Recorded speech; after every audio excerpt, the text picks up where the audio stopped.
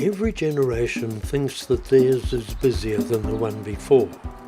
People are busy, traffic is busy, and time, a valuable asset, is short. But is time the most valuable asset we have today? What about history?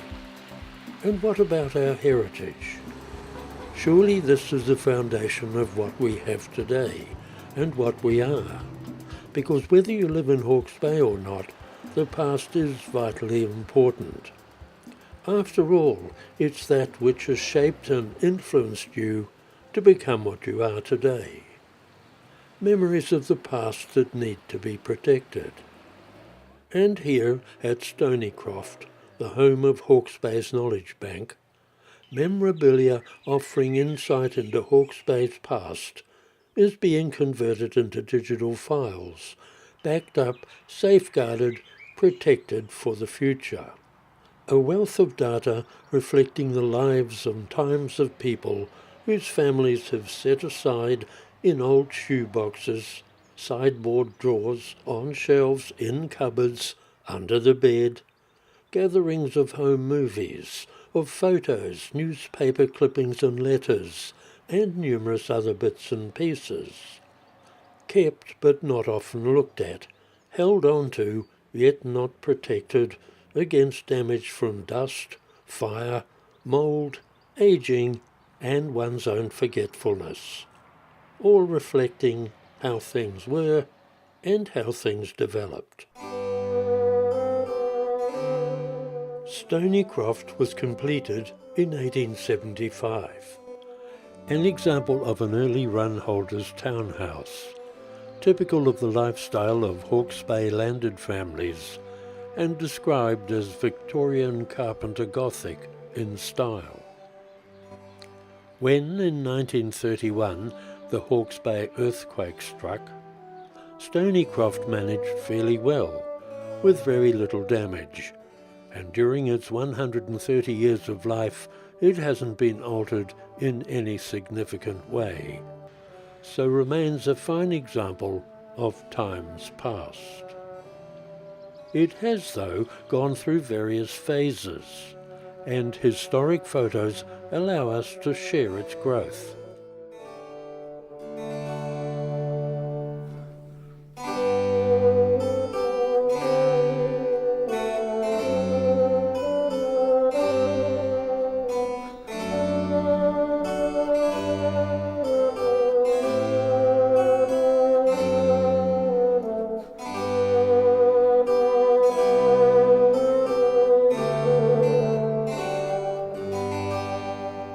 Stonycroft, then, is the centre in Hawke's Bay where all those pointers to the past can be converted, digitised, so the growing collection can be easily accessed via the Knowledge Bank's website, while being properly cared for and stored. But what's all this business about digitised? Let's say you've got an old letter. You might have it copied, maybe copied twice. So that means if the original is lost, the copies are still around. But now, think of this. If a document containing aspects of Hawke's Bay's history is typed and saved as a computer file, and Carol here is doing that, one can easily and safely locate that file on the Hawke's Bay Knowledge Bank's website, open it and read it, knowing it still remains small, protected, and not occupying physical space.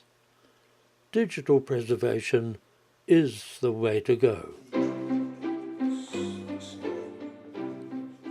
So what happens when a person brings in material? Well, meet Jeff Hollywood. Right now he's going through his material with Knowledge Bank's manager James Morgan, and it's pretty clear that this is a contribution Stonycroft will want, because it's local, it's Hawke's Bay history. So it'll go forward for evaluation.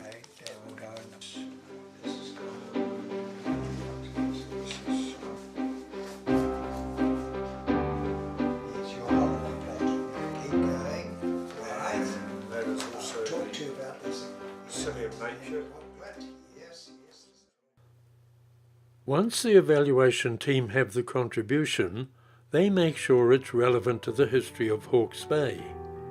Then the origin of the material is recorded, and it's classified, a note also taken of its condition. Another factor needing consideration is whether it should be scanned, photographed, or typed in order to be saved as a digital copy. The collection is then given a unique number to identify it and to enhance the cross-indexing system.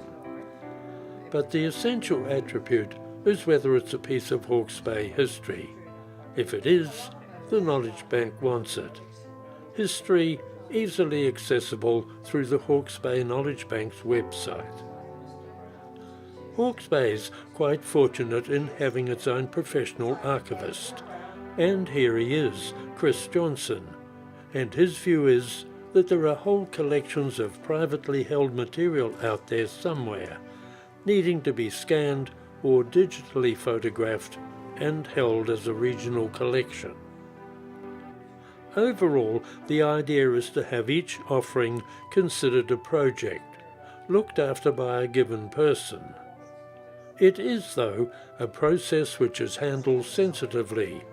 People are parting, even if just on a loan basis, with things they've held onto for years, and a good deal of effort is put into making donors feel comfortable about the care their items of family history will receive.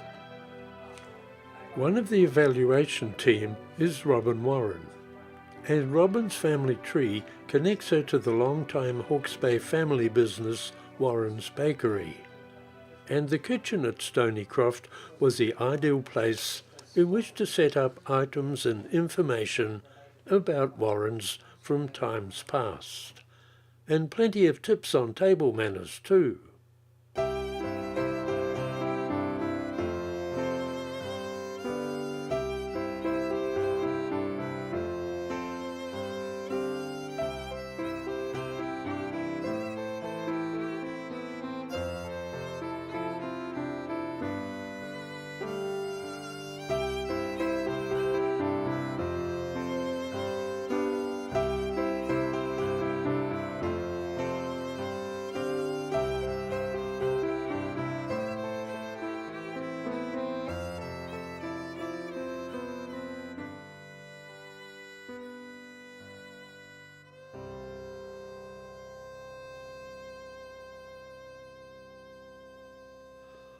Once offerings are evaluated and accepted, the collection is on the way to digital conversion.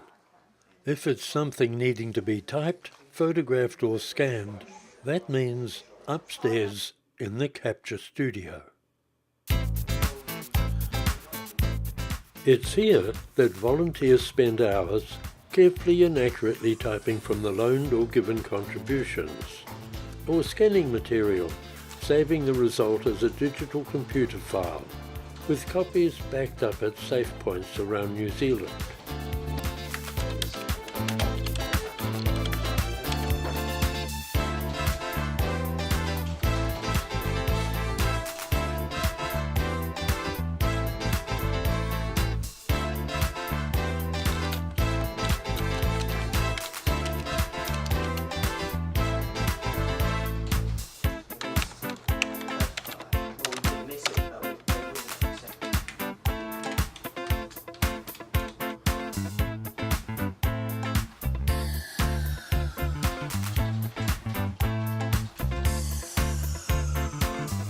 Overhead photography is another aspect used in capturing the past, and one volunteer is Tom Poultney, who's busy lining up an old version of the Weekly Mercury. The thickness of this item and the other size components means it can't be scanned, but it can be photographed with the overhead camera. Basically, Tom controls the camera from the computer, lining up the article to be digitally photographed so each page can be done as well as possible. And once they're all done, the digital file can be adjusted if desired to make it more easily read. Little chance now that this item will ever be lost. And for a single-page A4 size document, scanning's easy as. These days, devices can gather and store valued histories without needing large amounts of storage space. It's concentrated work, carefully done entirely by volunteers, people who give hours of time unpaid to support the cause. And of course there's always the need for more volunteers, so if you can give a few hours, you'd be most welcome. Just pop in and see us. When built, Stonycroft stood on 112 acres of land, but over time part was sold. The second owner of Stonycroft, Nathaniel Beamish, bought 50 acres of land from Mr. W.J. Birch. But by the time the Ballantynes purchased the property, and that was in 1954, its area had been further reduced. Later, some was taken to allow for the Hawke's Bay Expressway. But expressway or not, the tranquility of Stonycroft's park-like grounds still maintains an aura of peace and beauty.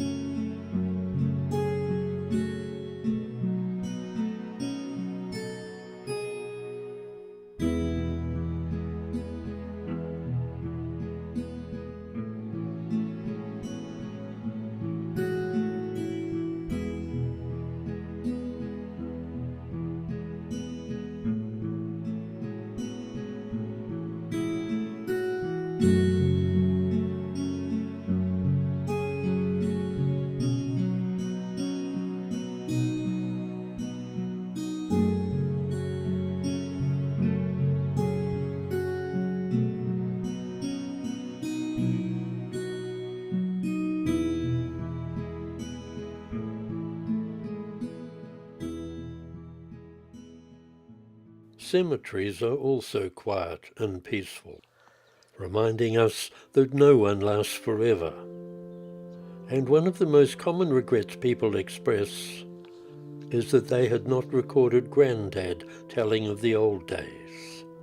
They always meant to, of course, but then Grandad died and the opportunity was missed. At Stonycroft, however, the opportunity does exist for people to relax and be gently guided to reveal the richness and wealth of their memories, as they tell in their own style how things were, the occasions that meant so much and helped in shaping their life. Today, Bruce Martin, an accomplished and highly regarded Hawke's Bay potter, and by the way, here's some of his pots, outstanding examples of form and texture.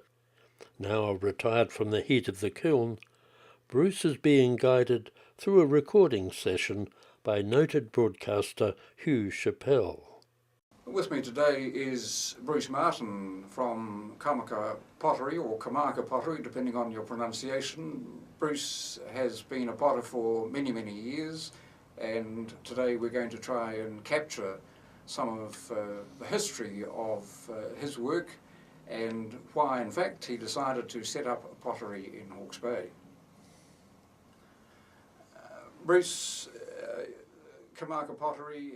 The intention behind this idea of collecting interviews is to gather as many as possible from people whose history relates to Hawke's Bay, going back several years, probably people who have special talents which they've been able to exercise on not just Hawke's Bay, but the rest of New Zealand. These interviews will then be edited and placed in an oral archive. Then people can come in and listen to them. In some cases, those being interviewed may supply supportive material, such as photographs or slides, which can be matched to what is being heard. Beautiful things. We were married in 1950. So your interest in pottery, how did it actually begin? Did it actually begin when Estelle saw these pieces? Before that, you had no intention of dabbling in pottery? Not really, but we sort of soon discovered there was a pottery group in Napier, and I think the room used for recording interviews at Stonycroft was in fact Dr. Ballantyne's study. Today it's furnished with memories of his involvement in medicine, both in civilian life and with the military. After the recording, Hugh was asked what makes a good recording environment.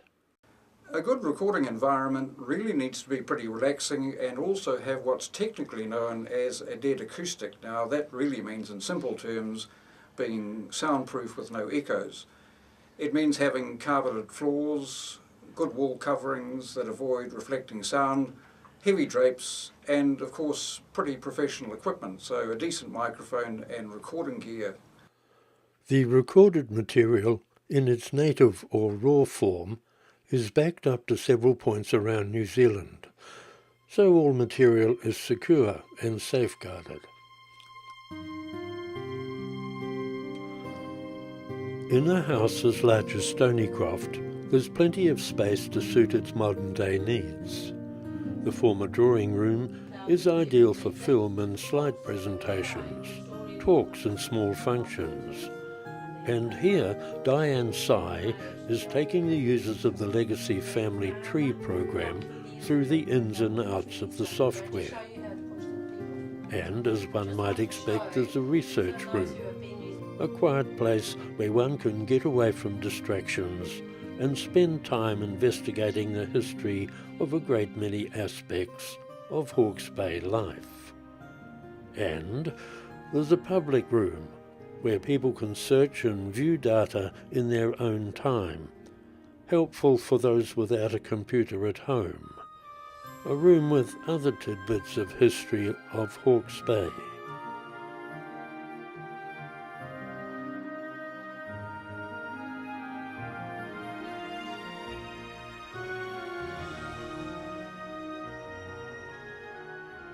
Students from local schools also use these facilities to investigate local history, under the guidance of their class teacher. It's a valuable asset, introducing a new generation to the value of local history.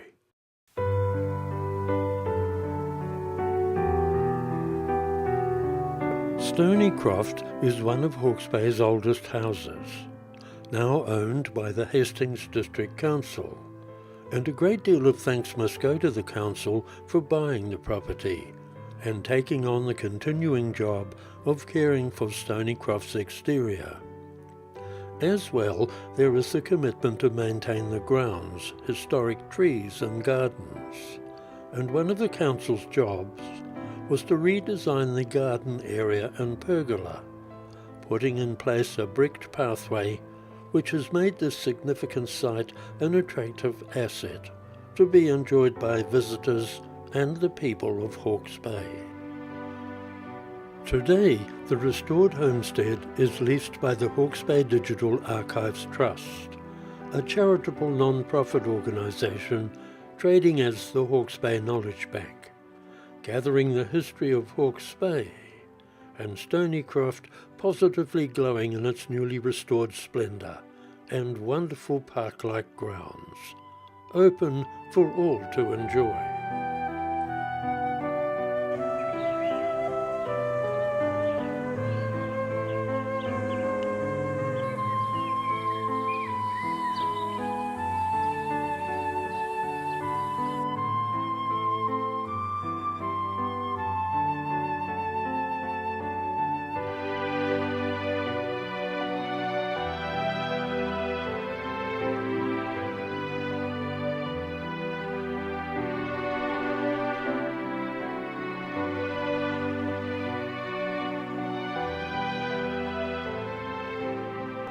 The previous owners were Dr. and Mrs. D.A. Ballantyne, who lived on the property for nearly 50 years.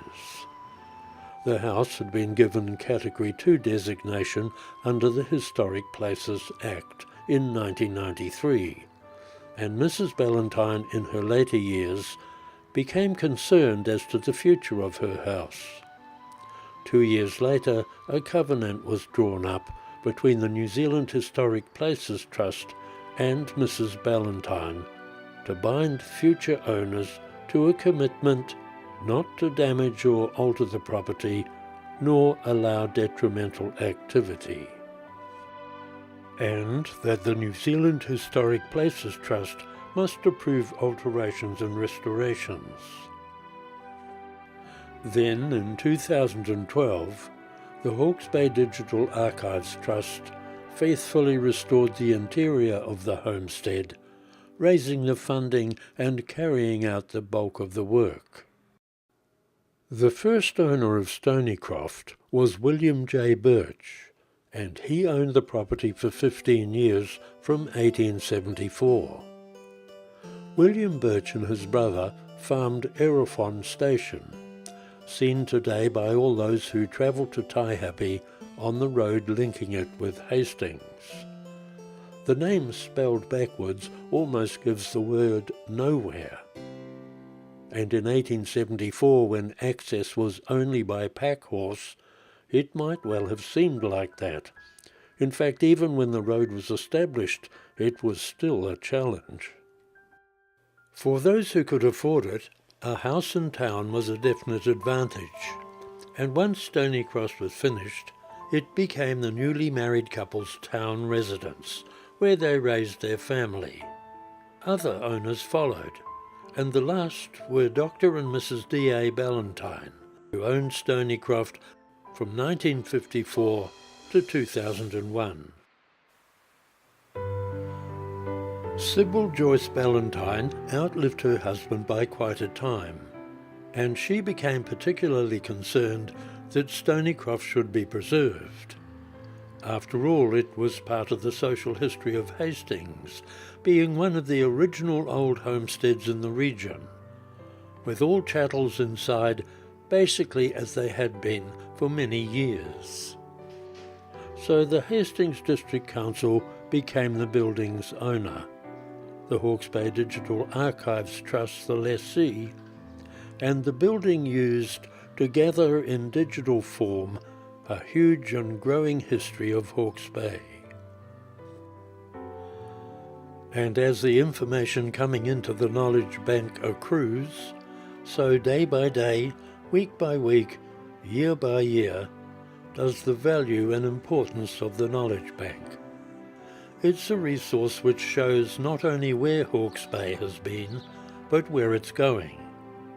The fact is, the Knowledge Bank's ability to store the province's history and preserve it in perpetuity cannot be equalled anywhere. So Stonycroft is an asset of immense importance. It's an anchor to the past, a place where the contents of your old shoeboxes will be welcomed, secure, protected, and cared for, yet easily accessible through the Hawke's Bay Knowledge Bank's website. Stonycroft. I think we should look after it.